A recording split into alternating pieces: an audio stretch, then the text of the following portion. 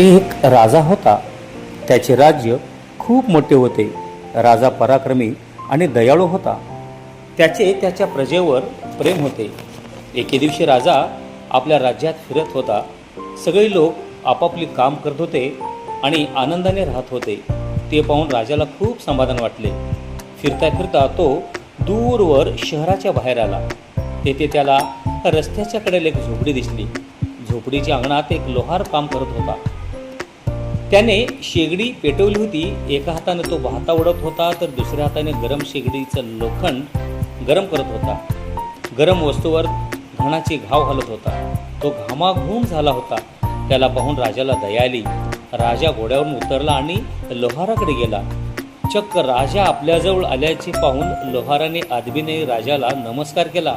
राजा म्हणाला, अरे लोहारा, मी तुझे काम पाहिले, तुझे कष्ट पाहिले, तुझी झोपडी पाहिली. माझ्या राज्यामध्ये लोक असे गरीब राहता कामा नये असे मला वाटू लागले. म्हणून मी तुला एक चंदनाची शाही बाग भेट देतो.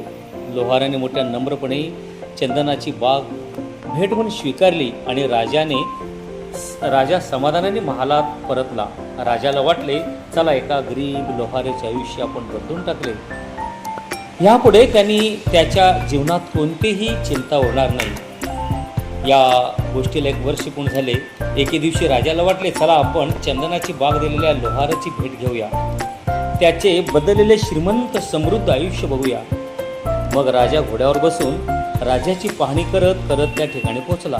पाहतो तर काय, लोहाराची झोपडी जशीच्या तशी उलट मोडकी तोडकी झाली होती. लोहार तसाच घणाचे घाव तापलेल्या लोखंडावर घालत होता. अंगावरचा घाम पुसत होता. राजाला आश्चर्य वाटले, अरे हा लोहार अजून तसाच गरीब अवस्थेत राहतोय.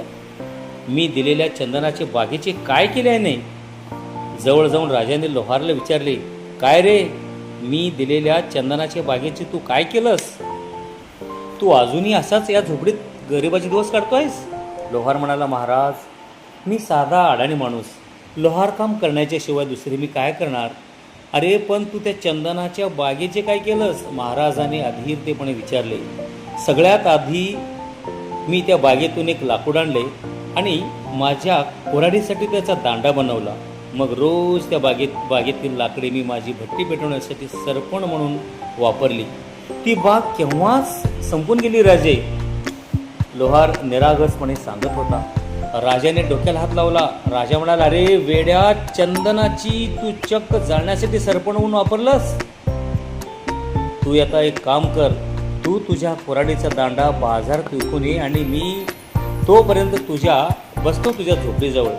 अर्ध्या तासात लोहार परत आला आणि राजाला आश्चर्यचकित होऊन म्हणाला, महाराज, एवढ्या छोट्याशा दांड्याची किंमत मला 10,000 रुपये मिळाली. मग त्या चंदनाच्या बागेचे मला किती पैसे मिळाले असते? तो पश्चातापाने रडू लागला, गयावया करू लागला, महाराज मी चुकलो, महाराज मी चुकलो. मला चंदनाच्या बागेची किंमत नाही समजली हो, मला माफ करा आणि परत एक चंदनाची बाग मला भेट द्या. महाराज म्हणाले, नाही लोहारा, भेट एकदाच मिळते, पुन्हा पुन्हा नाही. असं म्हणून राजा तिथून निघून गेला. माझ्या बालदोस्तांनो, आपल्याला मिळालेले मानवी जीवन एक चंदनाचीच बाग आहे.